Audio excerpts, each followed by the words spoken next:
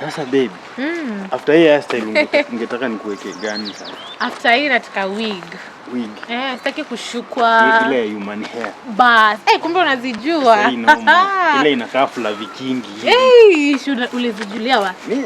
Mimi Bestie. Akuona? Niko aje? Tuko poa.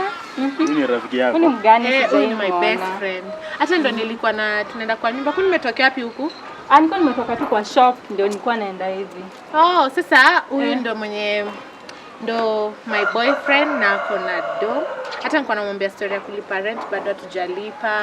Unapata Unaambia tu mtu venye iko like kama ata cooperate ni sawa. Kama haezi pia aishie. Hakuna haja kuitiana sawa. Ndio tunahitaji do.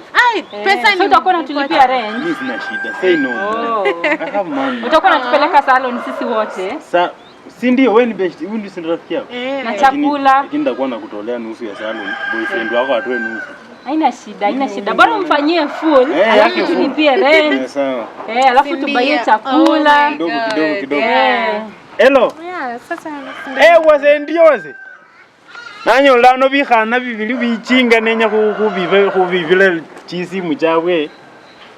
Habi ukabili byanyole boyfriend.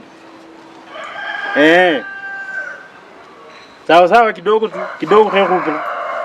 Haya. Uwe musiro sana, uwe musiro kabisa. Bestie.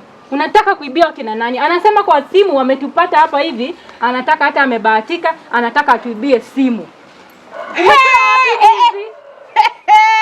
Uwe musiro. Wala safana. Umeokota wapi huyu? Si tumepatana na yeye kwa alikuwa anasema na Kiluya anataka kutuibia simu. Na ulikuwa unampeleka kwa nyumba? Na anasema pase no mo. Nilikuwa wewe mwizi wewe. Wewe unataka naweza kurusha hata na hii mawe. Muone. Hivi ndio wanaume wanaibianga watu, wanajifanya na kupenda alafu unampeleka kwa nyumba, anaenda na kila kitu. Mimi haki hata usiku unakutana tu na wanaume na unawakimbiza kwa nyumba, utaibiwa. Tutaibiwa alafu tutaenda wapi? Vile anakaa. Tubaiwe vitu na wanaume wengine alafu yeye akuja aibe hapa hivi.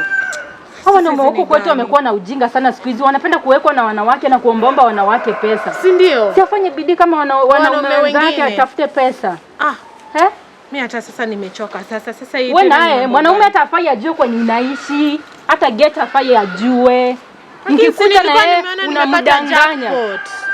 But ufai ukue haraka hivyo. Huyu ilifaa mpatane na yeye huko hivyo, alafu muongee tu hapo hivyo mdanganya hapo ndio kwenye unaishi. Next time akikuja mnapatana tena kwingine kona nyingine like haiko sure unaishi wapi sana. Unaona? Basi twende basi. Uko una change, usiai kubali mtu akuje mpaka kwenye unaishi.